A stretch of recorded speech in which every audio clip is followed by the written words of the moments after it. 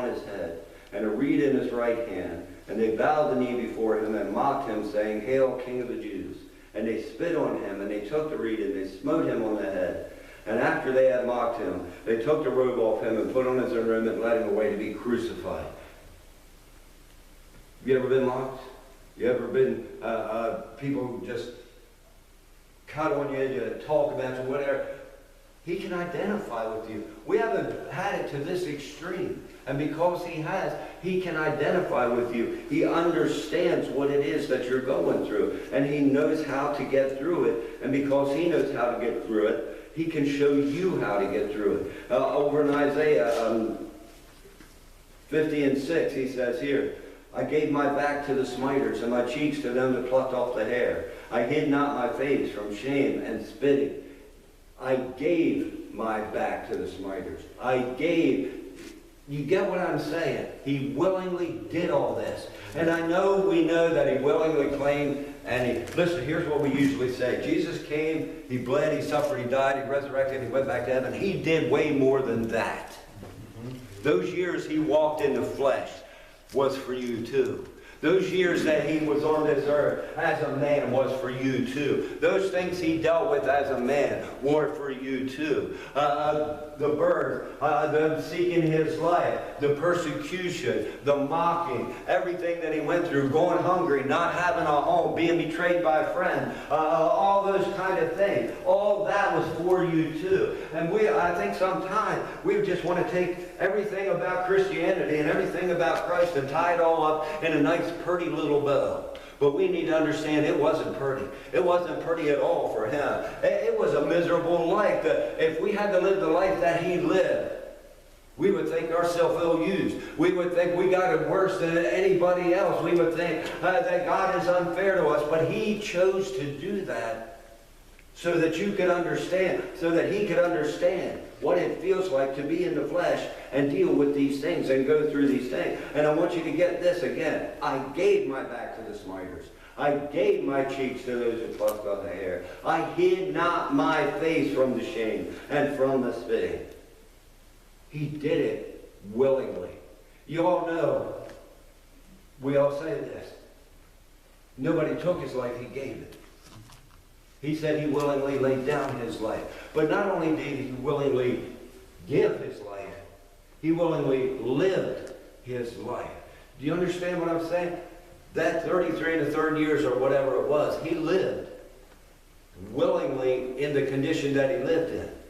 Suffering, going through things, doing all these things I talked about and suffering all these things I talked about. And that was just as much for you as that was. This is our example. This is how we do things. This is how we carry ourselves. This is how we get through. This is why Christ did this. You know, God required a sacrifice. And since man is the one who handed over the deed, so to speak, Adam and Eve handed it over to Satan, it had to be through the flesh that salvation would come, that things would be made right. The requirement was that it had to be through flesh. The requirement wasn't that he had to come and live in poverty, that he had to come and live in misery, that he could have came and lived a nice life and still fulfilled the role. But he lived the way he lived and did things the way he did things so that he can identify with us, so that he can feel what we feel, so he can think how we think, so that he can understand what it is to be human and to be flesh and to suffer and have problems and all that stuff. And I think a lot of times we don't even think about that sort of thing. But when these things come up, maybe from this point forward we'll stop a little bit and we'll just remember Jesus did it. He did it as a human being. He showed me that it can be done. And because he did it, I can do it. He set the example. I can follow his example. And listen, I know some of us have hard times. Some of us have had rough lives. Some of us get treated badly. All these things. But there's nothing that you're going to experience that he doesn't understand. That he doesn't know how to deal with. there's so many scriptures I could go to. I just want to hit a couple more and I'm going to stop. It says back in Isaiah, he was oppressed and he was afflicted, yet he opened not his mouth. He was brought as a lamb to the slaughter, and as a sheep before her shears is dumb, so he openeth not his mouth. He bore our griefs and carried our sorrows. Yet we did esteem him stricken, smitten of God, and afflicted. He was wounded for our transgressions, he was bruised for our iniquity. The chastisement of our peace was upon him, and with his stripes we are healed. Willingly, by choice, he did all these things so that he can identify with you, so that he can understand, so that he can give you what you need to make it through all that. There is a lot of scriptures that I was reading that God took me to when he began to show me these things, and I really began to think about it, and I'm not going to read anymore because you got the gist. But think about that. Just take some time and get alone and meditate and think about that. From the time he came, it wasn't pretty. It wasn't nice. It wasn't comfortable. It could have been, because he was God. He could have done it however he wanted to do it. But he made a choice. Because, and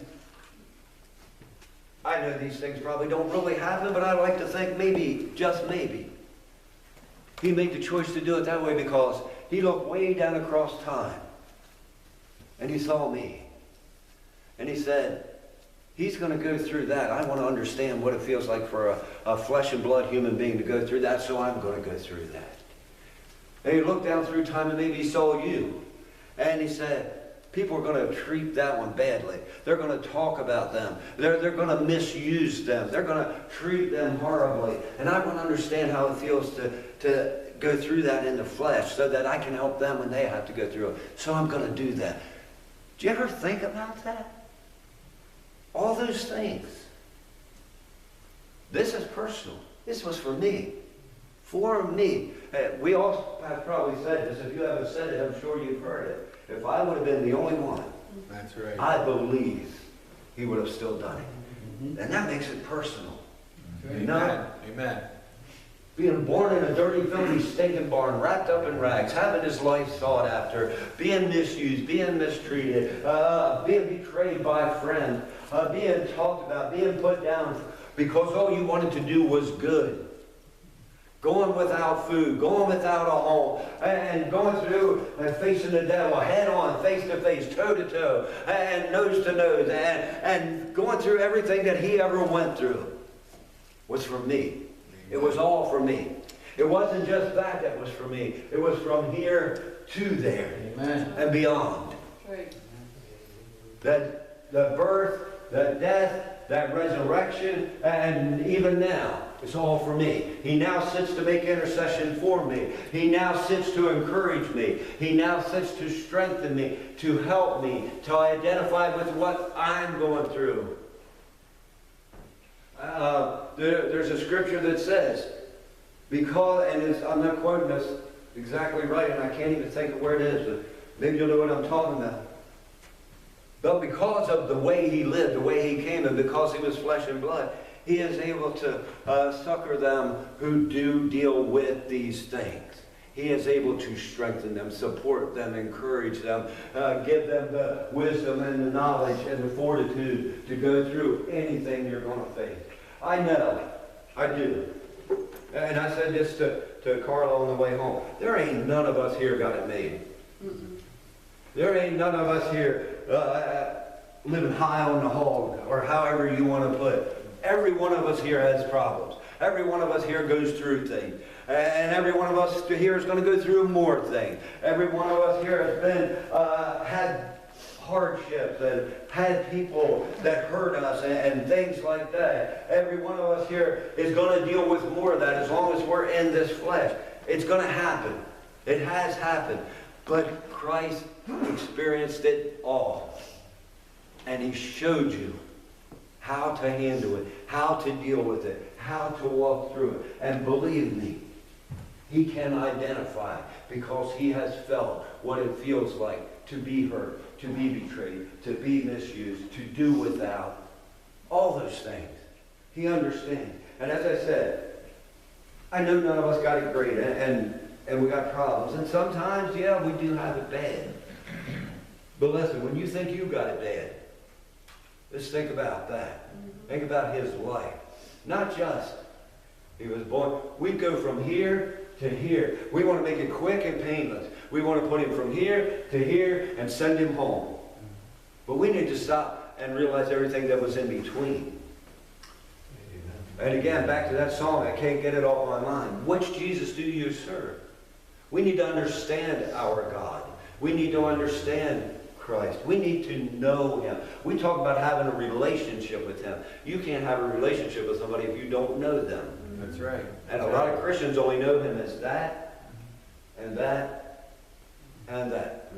There's a lot more in between there. We need to get to know him and understand who he really is. I say this. God is love. And love is an action thing. And Christ expressed his love on there. I say that a lot.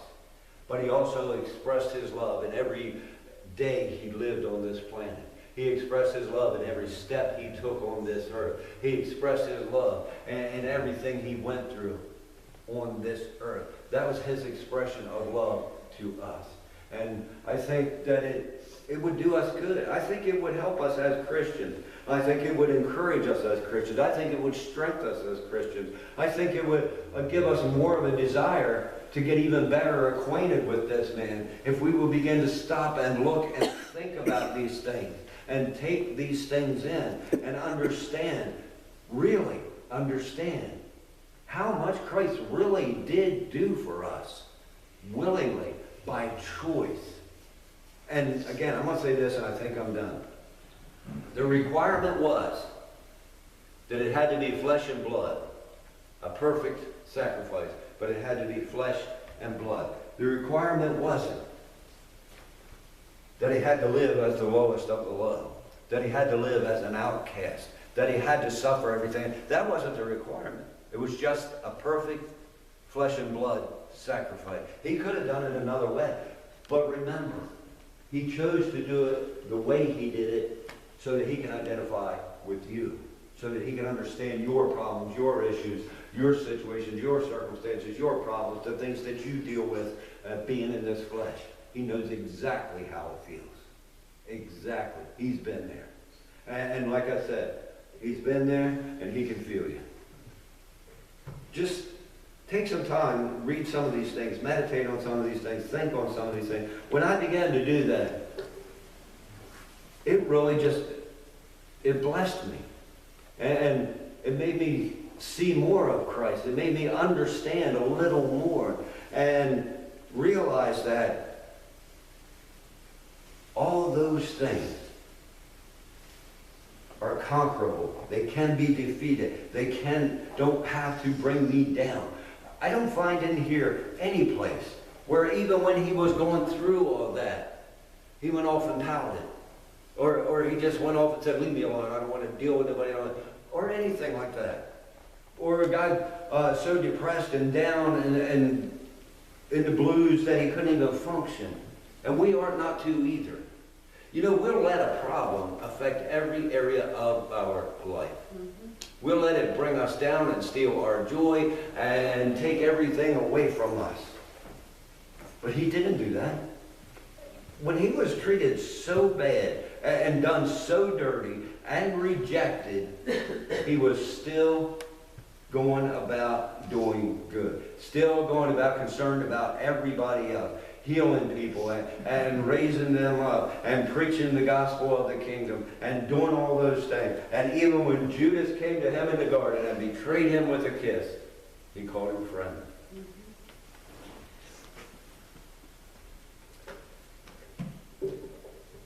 And we say, well, he was God. He did it as a man. He did it as flesh and blood, as a human being. And he showed you that you can do it. The thing he had that got him through all of it, the thing he had that enabled him to do it, the thing he had that strengthened him, encouraged him, and kept him going was his relationship with the Father. And you can have that too. That's right. Amen. You can have what he had, and you can do what he did. You can handle it how he handled it. And keep on going, just like he did. That's all that I got. I hope you got something out of it. I